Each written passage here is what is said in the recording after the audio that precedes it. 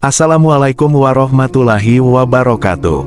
Kisah kejujuran Syekh Abdul Qadir Al-Jailani yang membuat para rampok bertaubat.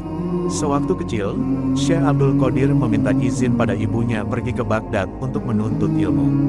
Ibunya pun mengizinkan dan memberikannya uang sebagai bekal dalam perjalanan menuju Baghdad. Uang sebanyak 40 dinar itu diselipkan di lipatan pakaian di bawah ketiak Syekh Abdul Qadir. Sebelum berangkat, ibunya berpesan agar Syekh Abdul Qadir senantiasa jujur dalam kondisi apapun.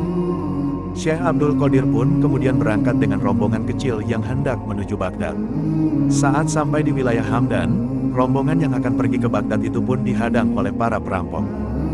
Para perampok pun merampas semua harta benda orang-orang yang akan berangkat ke Baghdad itu.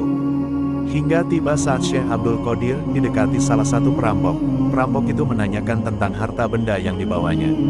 Seketika dengan jujur Syekh Abdul Qadir pun menjawab bahwa ia membawa uang 40 dinar. Syekh Abdul Qadir pun menunjukkan letak di mana uangnya disimpan. Namun perampok yang bertanya itu meragukan jawaban Syekh Abdul Qadir yang masih kecil dan menganggapnya hanya sebagai candaan. Tetapi, saat perampok lainnya bertanya tentang hal yang sama, Syekh Abdul Qadir pun menjawab seperti yang diutarakan sebelumnya. Hingga kemudian para perampok itu mengadu pada pemimpinnya. Pimpinan perampok pun lantas menghampiri Syekh Abdul Qadir dan menanyakan tentang harta yang dibawanya. Syekh Abdul Qadir pun kembali menjelaskan bahwa dirinya membawa uang 40 dinar yang diletakkan di lipatan baju.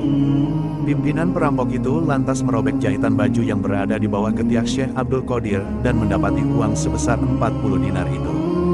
Pimpinan perampok pun terheran, hingga bertanya pada Syekh Abdul Qadir tentang apa yang membuatnya begitu saja mengaku tentang harta yang dibawanya yang akan dirampok.